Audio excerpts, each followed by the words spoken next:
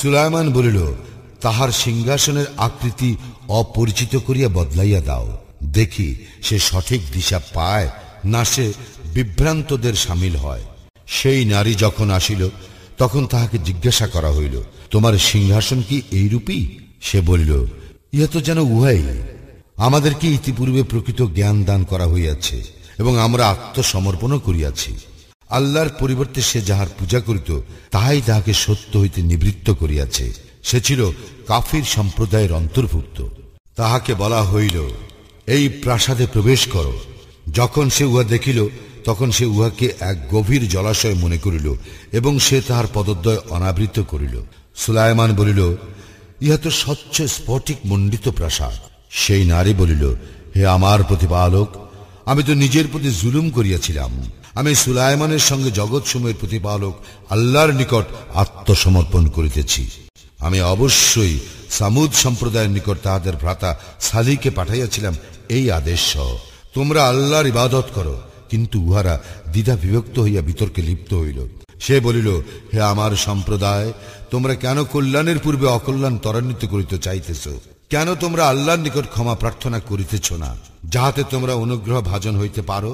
উহারা বলিল, তোমাকে ও তোমার সঙ্গে যাহারা আছে তাহাদেরকে আমরা অমঙ্গলের কারণ মনে করি। সালি বলিল, তোমাদের শুভাশুভ আল্লাহর ইখতিয়ারে। বস্তুত তোমরা এমন এক সম্প্রদায় যাহাদেরকে পরীক্ষা করা হইতেছে। আর সেই শহরে ছিল এমন 9 ব্যক্তি যাহারা দেশে বিপর্যয় সৃষ্টি করিত এবং সৎকর্ম করিত না। উহারা বলিল, তোমরা আল্লাহর নামে শপথ গ্রহণ করো, আমরা রাত্রিকালে তাহাকে ও তাহার পরিবার পরিজনকে অবশ্যই আক্রমণ করিব।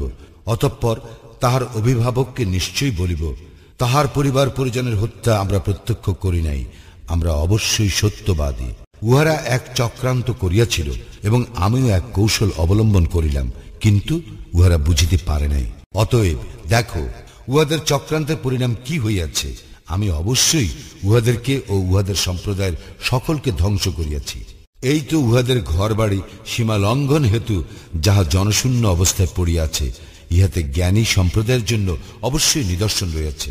এবং যাহারা মুমিন ও মুত্তাকি ছিল তাহাদেরকে আমি উদ্ধার করিয়াছি। স্মরণ করো লূতের কথা।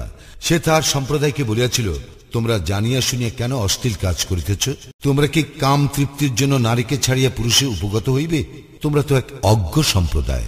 উত্তরে তাহার সম্প্রদায় শুধু বলিল, লূত পরিবারকে তোমাদের জনপদ হইতে বহিষ্কার করো।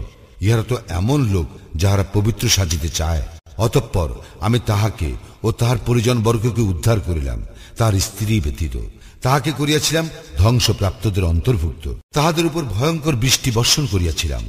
ভীতি প্রদর্শিতদের জন্য এই বর্ষণ ছিল কত নিকৃষ্ট। বলো, সকল প্রশংসা আল্লাহরই এবং শান্তি তাহার মনোনীত বান্দাদের প্রতি। শ্রেষ্ঠ কি আল্লাহ, না উহারা যাদেরকে শরীক করে তাহারা? বরং তিনি যিনি সৃষ্টি করিয়াছেন আকাশ মণ্ডলী ও পৃথিবী, এবং আকাশ হইতে তোমাদের জন্য বর্ষণ করেন বৃষ্টি। অতঃপর আমি উহা দ্বারা মনোরম উদ্যান সৃষ্টি করি। উহার বৃক্ষাদি উদ্গত করিবার ক্ষমতা তোমাদের নাই। আল্লাহর সঙ্গে অন্য কোন ইলাহ আছে কি? তবু উহারা এমন এক সম্প্রদায় যারা সত্য বিচ্যুত হয়।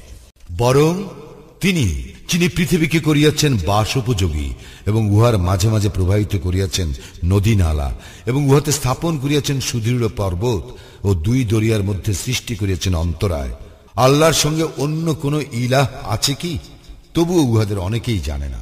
বরং তিনি যিনি আর্তের আহ্বানে সাড়া দেন যখন সে তাহাকে ডাকে, এবং বিপদ আপদ দূরীভূত করেন, এবং তোমাদেরকে পৃথিবীতে প্রতিনিধি করেন। আল্লাহর সঙ্গে অন্য কোন ইলাহ আছে কি? তোমরা উপদেশ অতি সামান্যই গ্রহণ করিয়া থাকো।